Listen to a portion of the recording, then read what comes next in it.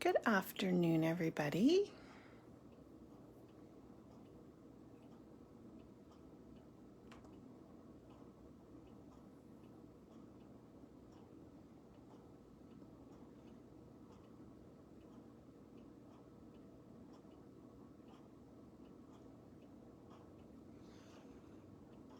I'll just give everybody a minute to hop on.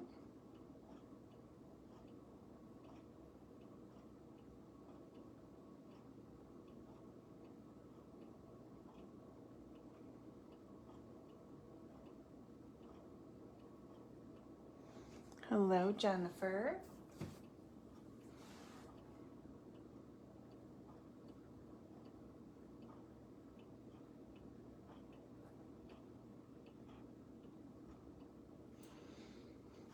How are you doing today? My hands are so dry today. I find as soon as it gets a little bit cold, especially here in Alberta, my hands just completely dry out.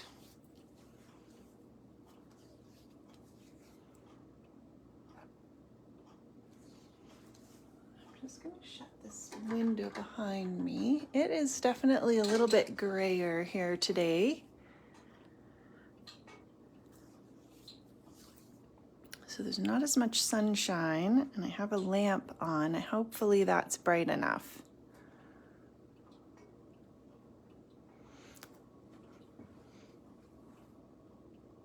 Jennifer, it might be just you and I hanging out today.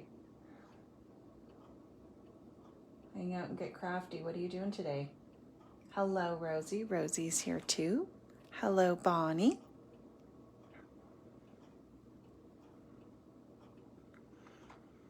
What's everybody up to today? Oh, good. Thanks, Rosie. Yeah, I had to take some photos earlier today, and I definitely needed an extra light. You kind of forget as it gets a little bit darker. It's hard to get that bright light. This little guy is so cute. Rosie, I think, did some samples. Did you do some samples with him? I think you did. Maybe is there one on the blog maybe? Jennifer's working on Christmas cards. Nice. Love this little guy. His little legs swing back and forth. It's cute. I need to adjust my foam tape on the sample that we're making so that he has a little bit extra swing, but he's super cute. Yes, so if you want to see Rosie's version, check out the blog. And I believe it was in the newsletter as well.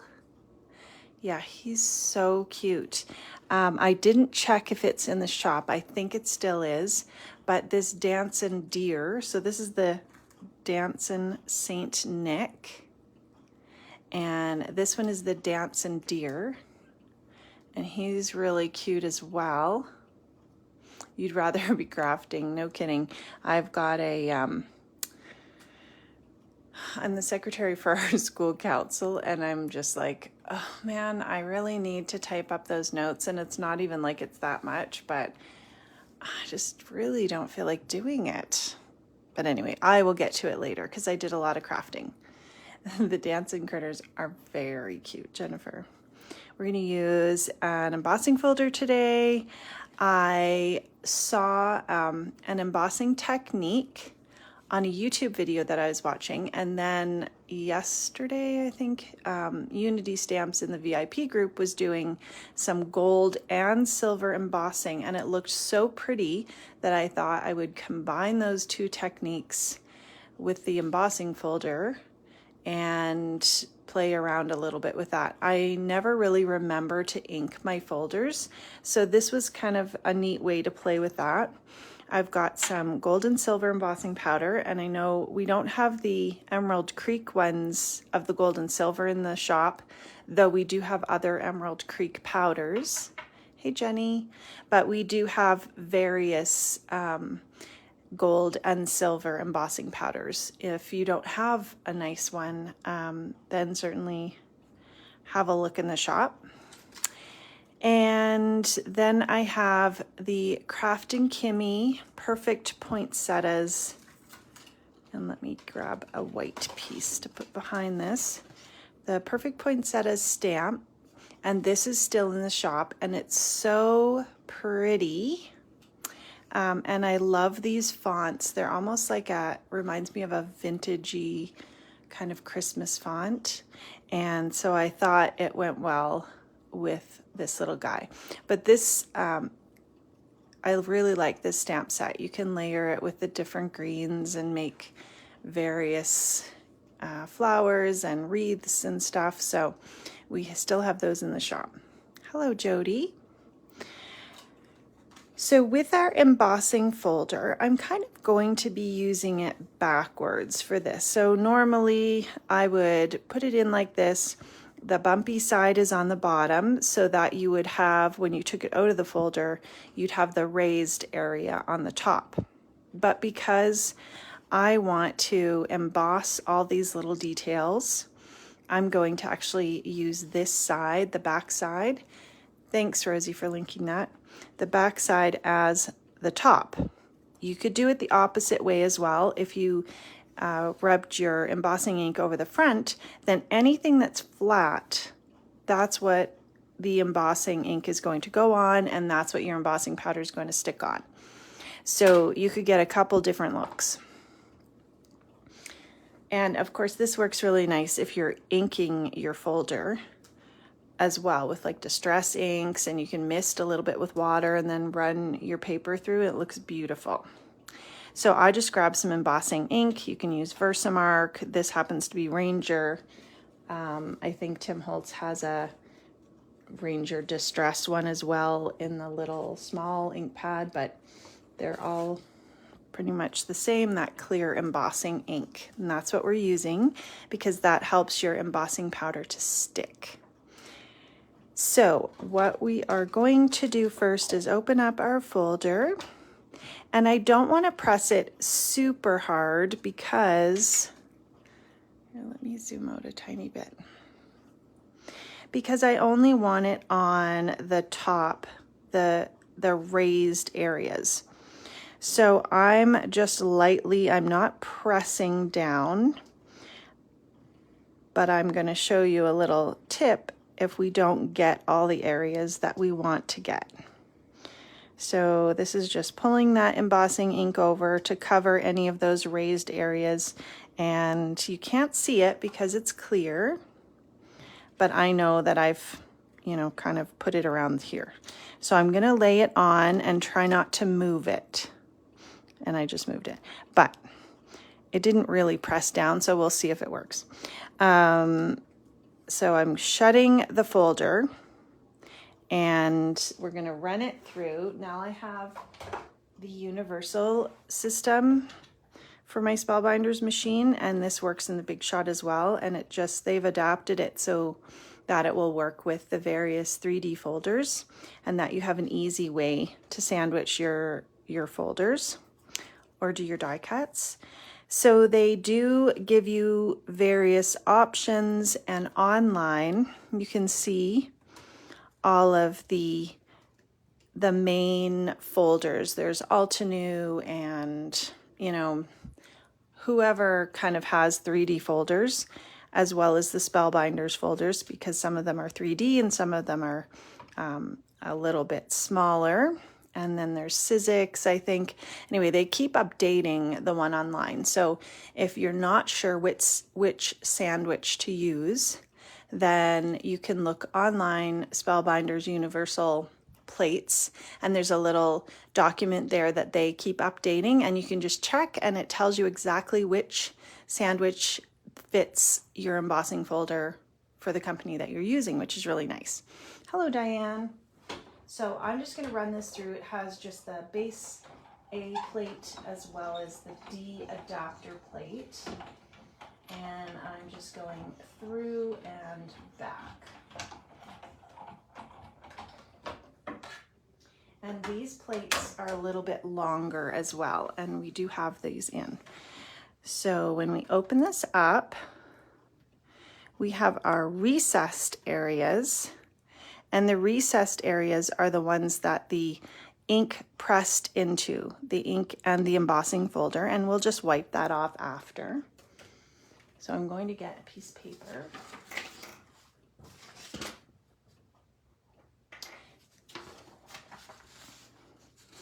And even though we can't see it, it does have the sticky embossing ink on there. Hello, Cynthia. How are you doing?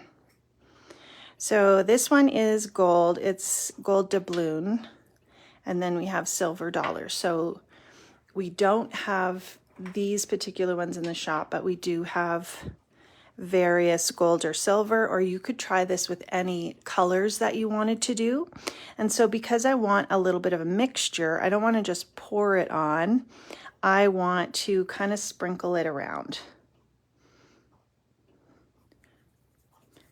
So because I'm mixing these, I'm not going to put them back into one of the jars, but I'm not using that much. So we'll start with that.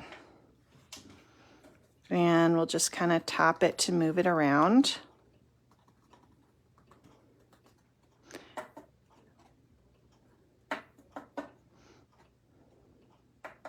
And I think that I probably didn't get, now looking at this, that I probably didn't get enough embossing ink. So we may have to run this through again and experiment with it. You know what, I think maybe I just didn't get enough on there. Plus I was going to use the powder tool so that it didn't stick to all over the background. And I forgot, of course. I don't know, do you guys always forget that powder tool until after? I'm just gonna get another piece of cardstock. Of course I don't have the thicker cardstock that I was using, but this is just real life crafting. And I know that I'm not going to get that back into the exact spot. So instead of trying to make it stick and it's kind of all over the place, we're just going to try it again. Hello, Victoria. How are you? So I'm just going to cut this again. You're going to see the replay of the embossing. I'm cutting this at 3 3/4 by 5, so it's about 1/2 inch shorter all the way around than your A2 size card.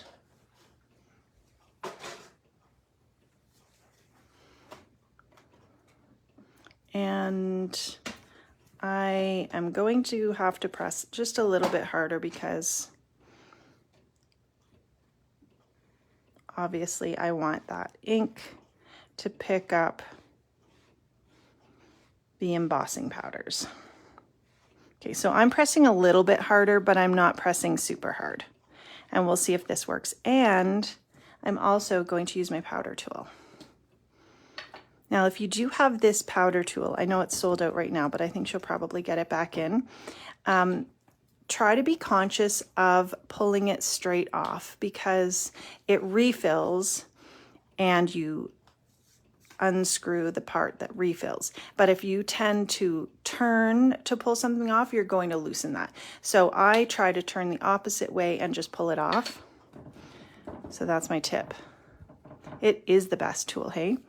Actually, you guys will laugh. I was making tags and I had this little mouse sticker. And so I decided I wanted to pop the mouse sticker up, and I ended up dumping the powder out because I loosened the powder. And then after I got that all cleaned up, I couldn't find the mouse sticker, but I think it's probably in the powder inside. But I decided that I wasn't going to look for it. So I had to choose a different. So let's see if this works. Let's hope this works this time.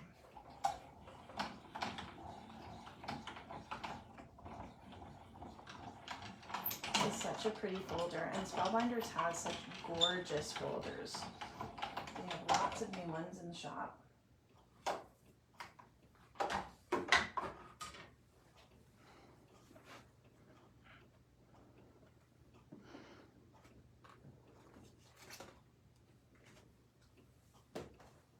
So I think when I finally get through all the powder, I might just find a little mouse sticker in the bottom. And I'm trying to make sure that there's not a whole bunch of powder on my hands because I'm dipping them into the other color. So when I saw the Unity Stamps lady doing silver and gold, it's such a simple idea. This is some leftover that I had. I'm going to sprinkle this on, and I'm going to show you how we can fill in any areas that don't get some on it.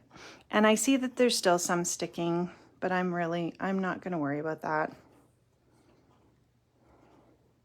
Because you know what, it's Christmas and extra sparkle, and this was just leftover combination that I had left over when I did my sample. So I could go ahead and wipe some of this. I don't want to tap it too hard because then all of the powder will come off. And let me see here. I could just...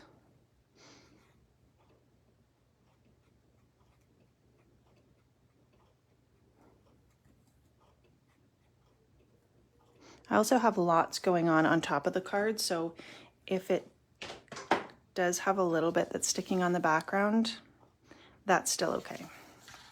We're going to move this out of the way. Never too much sparkle. Yeah, the two colors look so great together.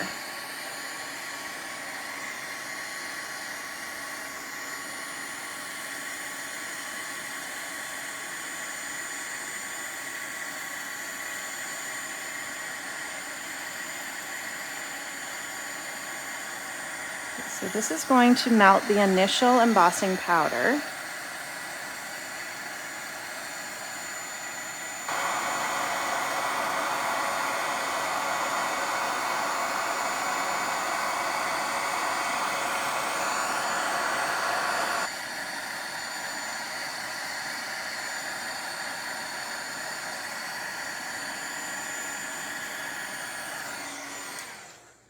Okay, and now what we're going to do is come in with our embossing pens. And because this is pretty fine, you know, you do have some areas that aren't sticking. You could leave it like that. It is still very pretty.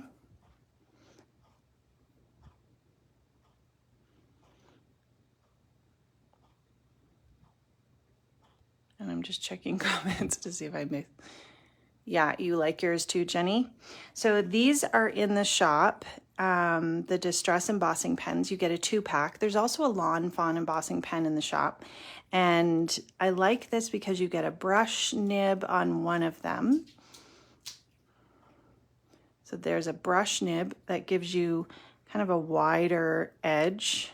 I've used mine a bit, so it is a little bit worn. And then you get this bullet nib on this one that's nice and fine. So then we're going to come in and just color in these little spots. And because they're recessed, they're very easy to color in. Now what you could also do is if you wanted to use different colors of powders, you basically could just emboss it without any embossing ink, just with the folder, and then come in and start using your embossing powders after you use the pen. So I'm not going to do the whole thing. I'm just doing a little bit at a time so that it stays wet. It stays wet for a fair amount of time. So if I want to add a little bit of silver to this part, and then I can still come in with my powder mix, and these actually still stay fairly separate. I can see the gold and the silver, and just pour it on. So wherever I use that ink, it's going to stick.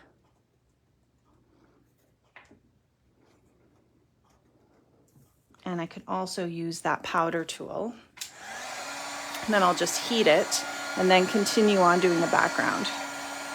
So then you can see you get everything really filled in when you use that pen.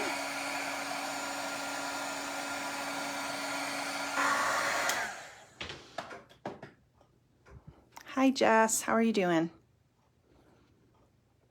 Yeah, a big difference. So I think it would look really nice if you came in and used, you know, if you had a green embossing powder that you maybe wanted to use for these leaves, and then a gold for the swirls. And I mean, it's not taking long. I'm just tracing these lines.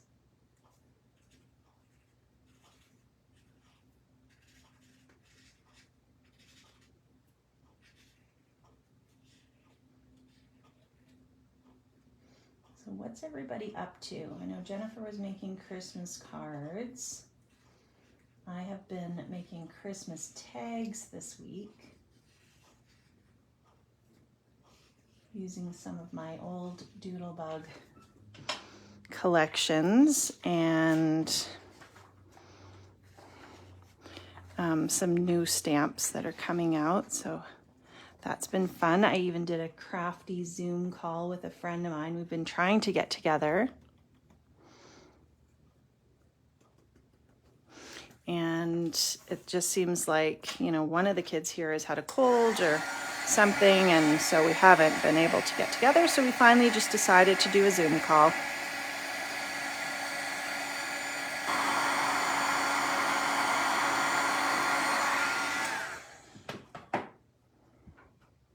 You need to sew a cape for your daughter's Halloween costume. Nice. What is she being for Halloween?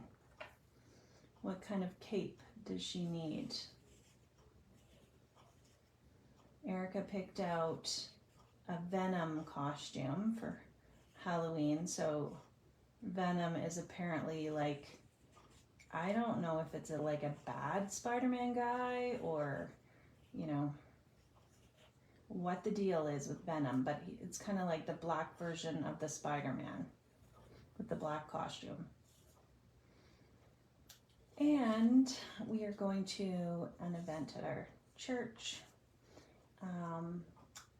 on Friday, and so Amy and I are helping out. So I decided that I'm going to be a mime. So that should be fun, but I will be talking. So unless I get my mime skills, you know, really down, and then maybe we'll see. And Amy wanted to be a fairy for Halloween, and so we couldn't find anything at Walmart, and so we went to that Spirit of Halloween store, and it is amazing. I think I was expecting something that was, you know, kind of creepy and an anime character. That sounds awesome. But it had amazing costumes, like really, I'd say higher end costumes that were quite incredible. And I see that there's a couple spots that I forgot, but I can go back to it. And then I actually went over the lines here, but if you have a paintbrush, then you can just lightly tap that off.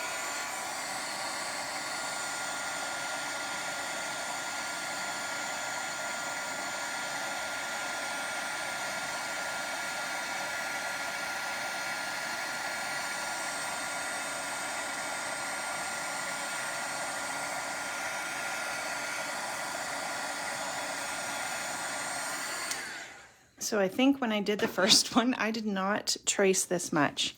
So maybe I pressed harder with the embossing ink. But this is okay. Like I don't mind taking the time to do this, but if you were doing a bunch and wanted it to be quicker, you could try maybe adding a little bit extra. And this is not meant to be a perfect, you know, patterned paper design. This is meant to look like you've added sparkly touches. Okay, let's heat that up and then we'll be done with this.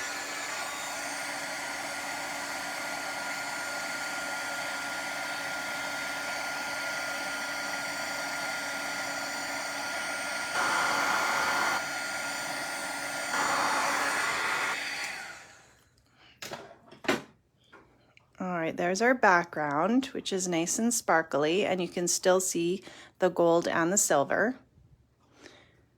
Practice the trapped in a box. I am going to definitely have to practice that one.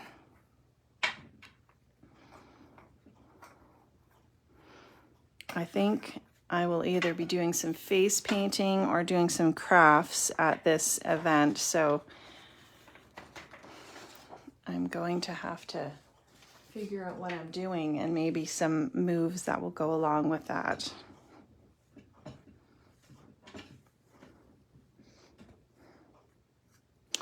Alrighty, so we've got our background, we've got our card base, and I've just got the black cut just a tiny bit larger than our embossed piece.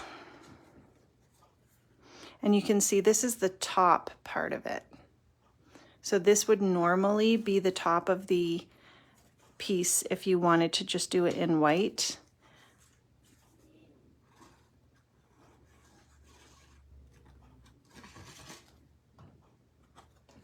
So we're going to press this on our background.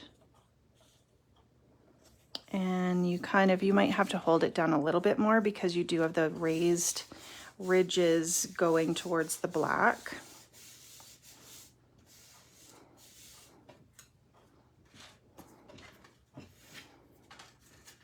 And now we can glue this on. I've really been liking adding black borders.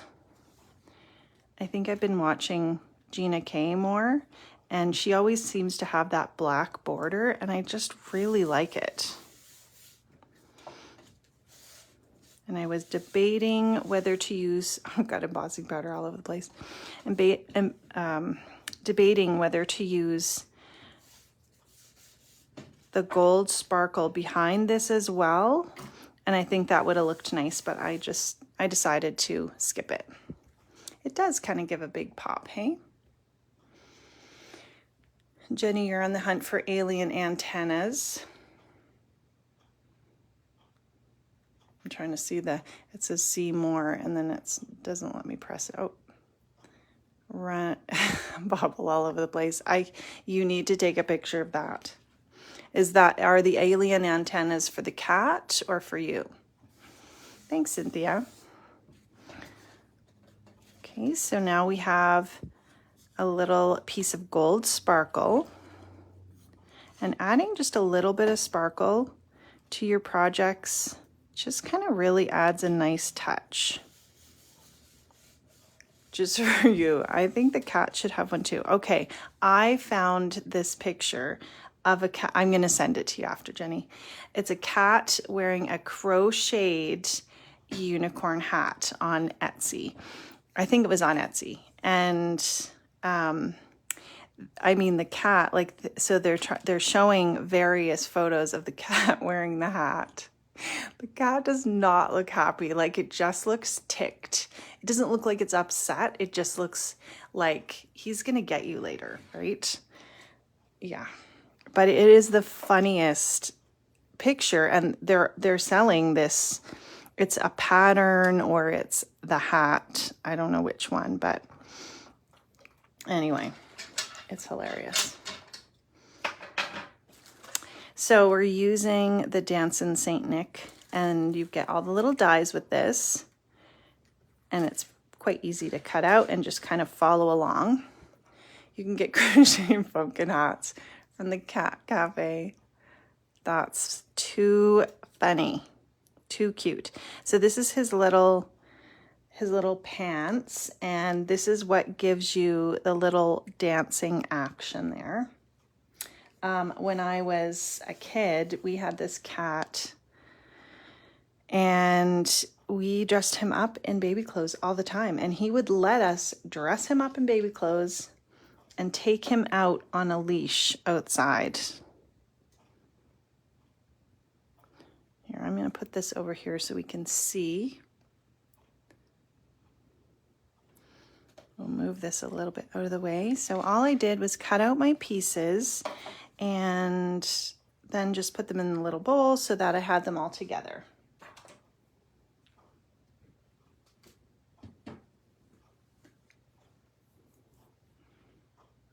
I bet that they probably would be very quick.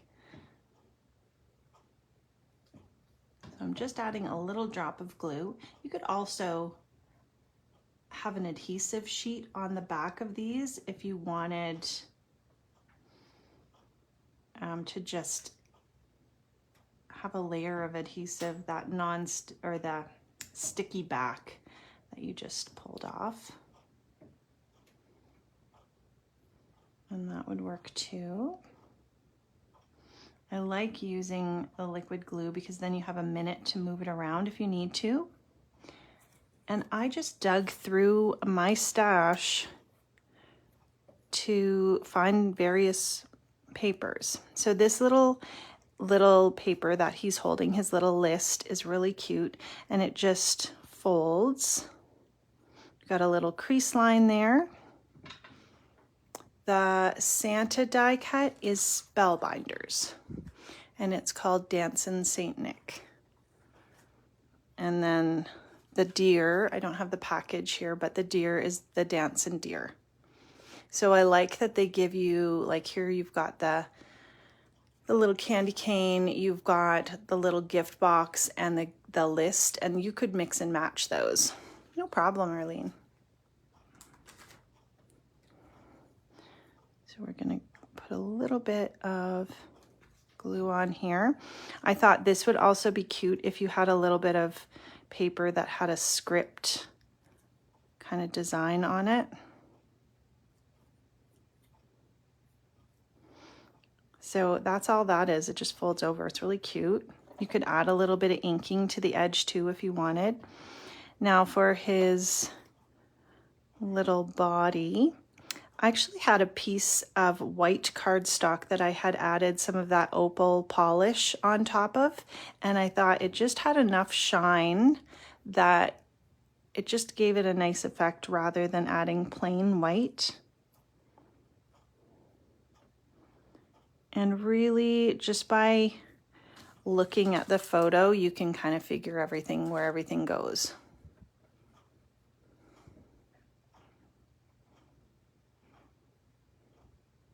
A spider costume for your dog would be cute. Yeah, little pieces, but not too bad, like not a crazy amount of little pieces. You definitely need some tweezers. Yeah, Jenny, you might not be the winner if you tried to get him to wear something that he doesn't want to wear. Then this is his little belt, and it's nice with that